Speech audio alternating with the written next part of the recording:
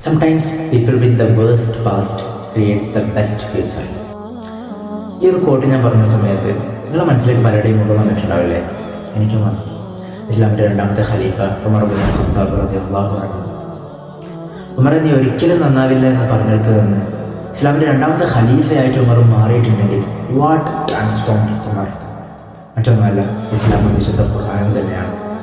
So നിങ്ങൾക്ക് മാറാൻ പറ്റും. ആത്മാർത്ഥമായി ദുആ ചെയ്ത് തൗബ ചെയ്ത് അള്ളാഹുവിലേക്ക് അടുത്ത് നിങ്ങൾക്ക് മാറാൻ പറ്റും. പക്ഷെ ഇങ്ങനെയൊക്കെ മാറുന്ന സമയത്ത് പലരും ഫേസ് ചെയ്യുന്നൊരു പ്രശ്നമുണ്ട്. പലരും എന്നോട് പേഴ്സണലി പറഞ്ഞൊരു കാര്യമാണ്, അതായത് ഞാൻ മാറാൻ വേണ്ടിയിട്ട് ആത്മാർത്ഥമായിട്ട് ശ്രമിക്കുന്നുണ്ട്, ആത്മാർത്ഥമായിട്ട് ട്രൈ ചെയ്യുന്നുണ്ട്, പക്ഷേ പലരും എന്നെ കുറ്റപ്പെടുത്തുകയാണ്. ഞാൻ പാസ്റ്റിൽ അങ്ങനെ ആയിരുന്നു, എൻ്റെ പാസ്റ്റ് റിമൈൻഡ് ചെയ്യിപ്പിച്ച് നീ അങ്ങനെ നടന്ന ആളല്ലേ, നീ ഇങ്ങനെയൊക്കെ ചെയ്ത ആളല്ലേ എന്ന് പറഞ്ഞിട്ട് പലരും നിരുത്സാഹപ്പെടുത്തുന്നുണ്ട്. ഇങ്ങനെ പറയുന്നവരോട് എനിക്ക് പറയാനുള്ളതാണ്, നിങ്ങൾ ഒരാൾ നന്നാവാൻ വേണ്ടിയിട്ട് ഹെൽപ്പ് ചെയ്തിട്ടില്ലെങ്കിലും നീ അവരെ സഹായിച്ചിട്ടില്ലെങ്കിലും ഉപദ്രവിക്കാതിരിക്കുക. ചിലപ്പോൾ അള്ളാൻ്റെ മുന്നിൽ അവർക്കുള്ള സ്ഥാനം എന്ന് പറയുന്നത് നിനക്കൊന്ന് ഊഹിക്കാൻ പറ്റാവുന്നതിലപ്പുറമായിരിക്കും. സോ അവരുടെ കണ്ണിൽ ഒരു കണ്ണുനീർ, അവർ പറയുന്നൊരു ദുആ നിനക്കെതിരെ ചിലപ്പോൾ പ്രവർത്തിച്ചേക്കാം. Be careful. May Allah protect you. Inshallah.